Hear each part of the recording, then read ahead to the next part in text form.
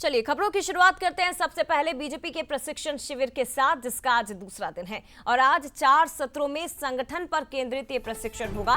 केंद्रीय मंत्री शिवराज सिंह चौहान आज एक सत्र लेने वाले हैं। केंद्रीय मंत्री शिवराज सिंह चौहान भी यहां माननीयों को समझाइश देंगे, उन्हें मंत्र दिया जाएगा। इसके अलावा बीएल संतोष और विनोद तावड़े भी मार्गदर्शन करेंगे। नितिन नवीन भी इस दौरान मौजूद रहेंगे, वो भी मार्गदर्शन करने वाले हैं। जानकारी दे दें कि 7 जुलाई से बीजेपी के प्रशिक्षण शिविर की शुरुआत हुई। आज दूसरा दिन है और 9 जुलाई को इसका समापन होगा। केंद्रीय गृह मंत्री अमित शाह के संबोधन के साथ कार्यकर्ताओं में जोश और अनुशासन का माहौल दिखाई दे रहा है। पहले दिन सत्र की शुरुआत, इसका उद्घाटन राष्ट्रीय अध्यक्ष जेपी नड्डा ने किया। आज दूसरा दिन है जिसमें केंद्रीय मंत्री शिवराज सिंह चौहान भी कुछ टिप्स देंगे, कुछ मंत्र देंगे और बताएंगे कि माननीयों का व्यवहार कैसा होना चाहिए।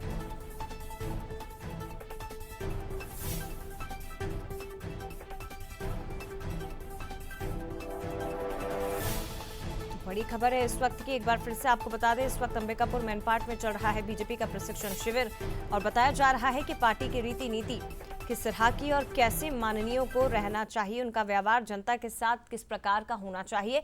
दूसरे दिन क्या कुछ खास रहेगा, सीधे रुक करते हैं। ब्यूरो चीफ गौरव शुक्ला हमारे साथ जुड़ गए हैं।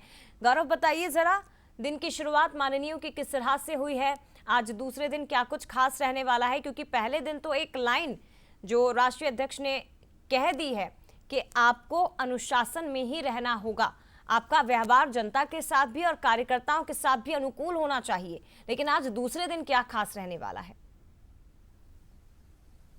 जी बिल्कुल जया, देखिए जिस तरीके से मैन पार्ट में ये 3 दिवसीय प्रशिक्षण शिविर बीजेपी का कल से शुरू हुआ है, उसमें काफ़ी कुछ देखने को मिल रहा है। पहले दिन की यदि हम बात करें तो पहले दिन जो सभ्यता है, सरगुजिया सभ्यता और तिब्बती सभ्यता, वो देखने को मिली थी। और उसके साथ ही साथ जेपी नड्डा जो कि राष्ट्रीय अध्यक्ष है, उन्होंने प्रशिक्षण शिविर का शुरुआत करते हुए जो पहला सत्र था उसमें विधायक सांसदों को 2 टूक कहा है कि उनके खिलाफ शिकायत नहीं आना चाहिए, चाहे भ्रष्टाचार को लेके हो या जनता के बीच पहुंचने पर गलत तरीके से बात करने की हो, और मीडिया से भी चर्चा करने पर सही तरीके से उन्होंने जवाब और बातचीत करने को कहा था। आज की हम यदि बात करें तो आज दूसरे दिन की शुरुआत योगा अभ्यास के साथ हुई है।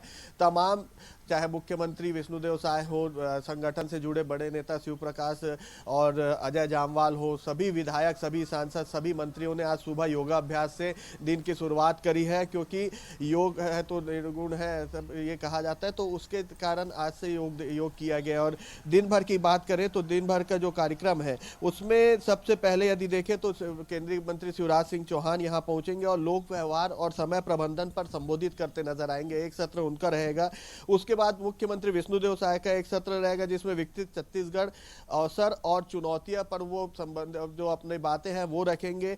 उसके बाद प्रदेश प्रभारी नितिन नवीन का संबोधन होगा जिसमें वो विकसित भारत पर जो सांसद है, विधायक है, उनको सामने अपनी बातें रखेंगे, उनसे चर्चा करेंगे। और जो बीजेपी के राष्ट्रीय महामंत्री विनोद तावड़े हैं, उनका संबोधन रहेगा सोशल मीडिया और मीडिया के साथ किस तरीके से बातचीत रहनी है, उसमें वो अपना पक्ष रखते नजर आएंगे। राष्ट्रीय संगठन मंत्री शिव प्रकाश का संबोधन हमारा विचार और पंच प्रण का संबोधन करेंगे। और जो वी सतीश है, राष्ट्रीय संगठन के नेता है, एसटी एससी परिस्थिति पर संबोधन देते नजर आएंगे। तो कुल मिलाकर आज 5 से 7 अलग अलग विषयों पर सत्र होना है और उसके लिए भी बाकायदा रूट चार्ट तैयार कर लिया गया है। केंद्रीय मंत्री शिवराज सिंह चौहान की बात करें तो वो सुबह 9 बजे रायपुर एयरपोर्ट पहुंचेंगे और वहां से सीधे अंबिकापुर दरिमा एयरपोर्ट के लिए रवाना होंगे। 9:45 को वो दरिमा पहुंच जाएंगे और उसके बाद सीधे मैन पार्ट पहुंचकर सत्र जो है उसकी शुरुआत यहां पर राष्ट्रीय अध्यक्ष, माफ कीजिएगा, केंद्रीय मंत्री शिवराज सिंह चौहान करते नजर आएंगे। जिस तरीके से सांसद विधायकों से हमने कल बात की थी, उनको पहले दिन का ही सत्र था, उसमें ही कुछ अलग देखने को मिला। कई ऐसे नए विधायक है, 30 से अधिक नए विधायक है बीजेपी में 54 में, जो पहली बार जीत कर आए हैं और कई तो ऐसे हैं जो सीधे मंत्री पद के और उन्हें बताना बहुत जरूरी है गौरव के पार्टी की रीति नीति आखिर किस प्रकार की है, ताकि नए विधायक भी उसमें ढल सके। फिलहाल शुक्रिया आपका तमाम जानकारी हम तक पहुंचाने के लिए।